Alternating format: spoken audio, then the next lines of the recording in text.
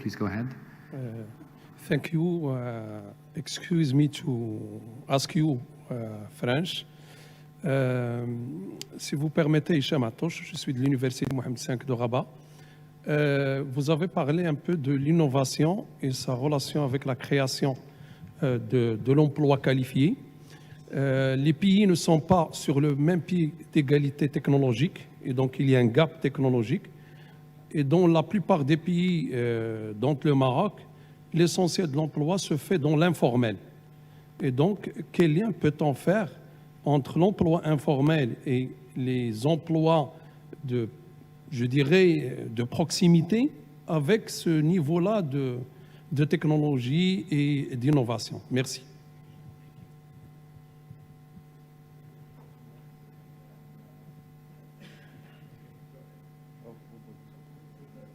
Sorry, Chris will answer this set of 3 questions, then we'll have 2 more, and then we'll stop. Please go ahead, Chris. I have actually, the first, I mean, there were excellent questions, but the first 2 I have I have answers from practical people. The one on how do you fund it, you see, my view on how you fund is not one that is very popular with politicians. I'll tell you what it is. I think it should all be tax financed for sure.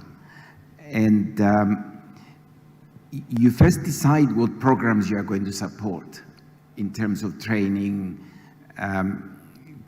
controlling, surveillance of the big companies, the support of gig economy, and then you tax, and health especially, and then you tax the high incomes to pay for those programs. Now, I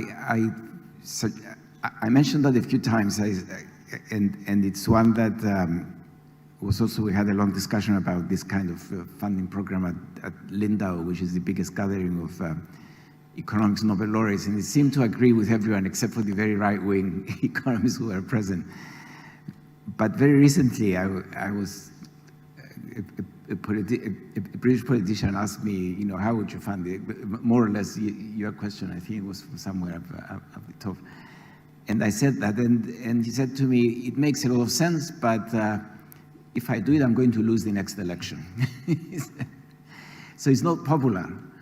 But then you might ask, why isn't it popular? Like, if you look at, as I mentioned, if you look at what happened since the financial crisis, low incomes have stagnated completely. High incomes went up like that.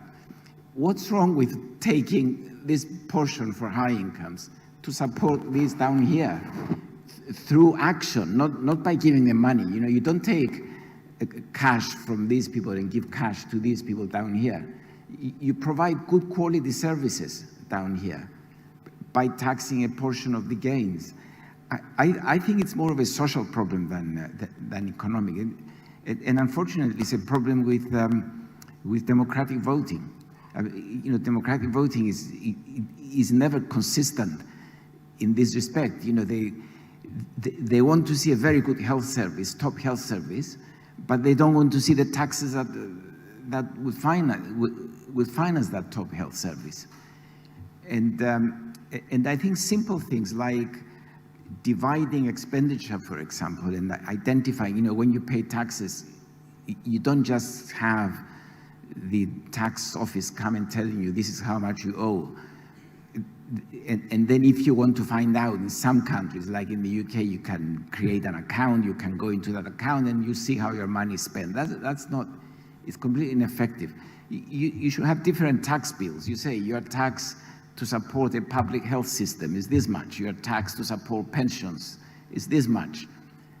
Go down so that you get some awareness of what's going on as a first step, which governments don't do.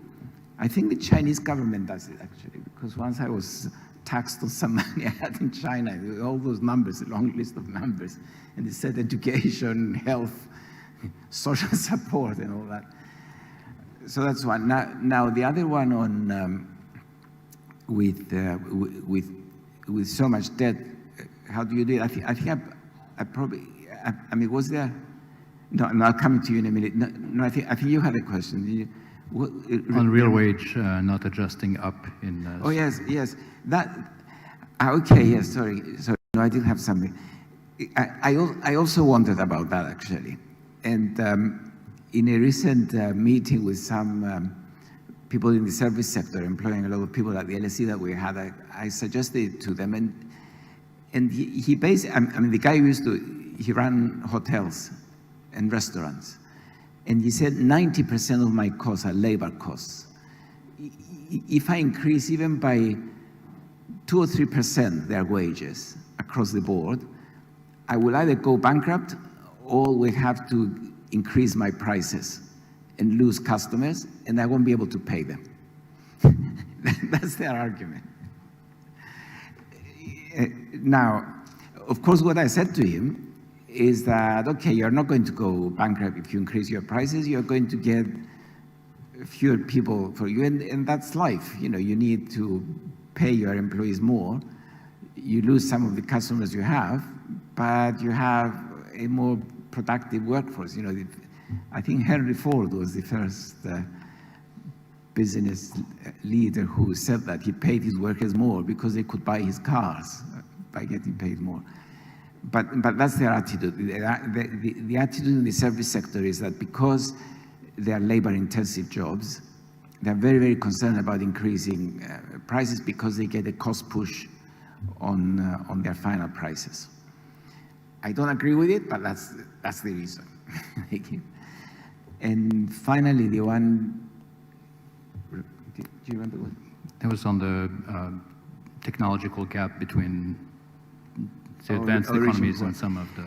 Well, there, I mean, there is really nothing to say other than they should be creating the, I mean, governments in the developing world as well should be creating the environment for the new technologies that are coming along now, because of what I said earlier, that the low-cost manufacturing as a way to grow is not available, with minor exceptions. You know, you're not going to grow by creating jobs for 40% of your labor force in manufacturing, which is what China did until recently. I think I might be proved disastrously wrong, but I think China was the last country to develop in this standard way that economic history books on, you know, the Rostow stages of economic growth or something say. And unless they create the conditions for the new technologies, then they are going to be lagging behind. I mean, there is, of course, a good both theory and practice that if something can be done both by machinery and by human beings, and the human beings cost less because of wages, then you should employ the human beings. That's what they do. And my favorite comparison of that is between India and Japan. I'm sure there are lots and lots of Indian scientists. You see them in the United States, you see them in Europe, that they know about the new technologies, but India is employing much less the automation technologies than Japan, and Japan labor is much more expensive than in India, and that's the reason. But the thing about India, though, is that it does have the framework for introducing the new technologies when wages start rising, and it's going to do it. Where in Africa, where I don't think Morocco actually falls into this description of Africa, but in Africa, the problem you have is that they don't have the human capital and the infrastructure in place to adopt the technologies quickly when wages are rising. In fact, wages are not rising. Possible exception of South Africa in some cases, but if you look at countries like Nigeria, for example, they have so much wealth. They should direct that wealth to improving the infrastructure and their human capital. So we have to be mindful of the time, and I've promised there would be 2 more questions. So Jihad first, and then there was a lady, I think it was you in the back. So we'll have these 2 questions, and I will cap it there. Please be brief, as to give a chance to Chris to answer. Of course, we're all delighted to have a chance to pick his brain on these important issues. Jihad. Let me ask you 3 follow-up questions very quickly. One on what Pierre-Olivier mentioned. We are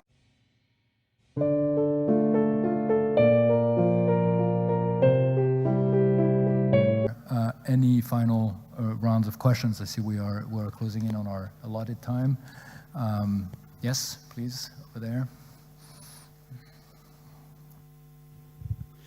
Thank for you. I have a question. I can't speak very fluently English, but I do it. The Black Sea War has its share of content for emerging country like Morocco, but it's not also a source of export opportunity for natural resource like natural gas, rare metals and phosphate for Europe. It's not opportunity for the emerging country like Morocco.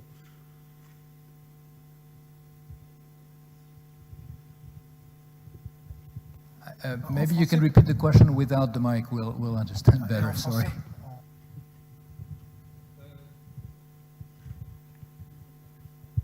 The actual war in between Russia and Ukraine have a lot of create a lot of problem for emerging country like Morocco.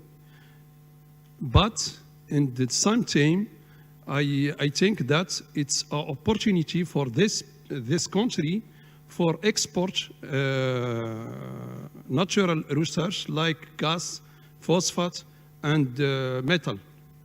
Thank you. Yeah, no, I think, yeah, indeed, as I mentioned earlier, there are, lots of opportunities for the Nigeria, for the South Africa, for the Morocco of this world that are powerhouses in terms of agriculture.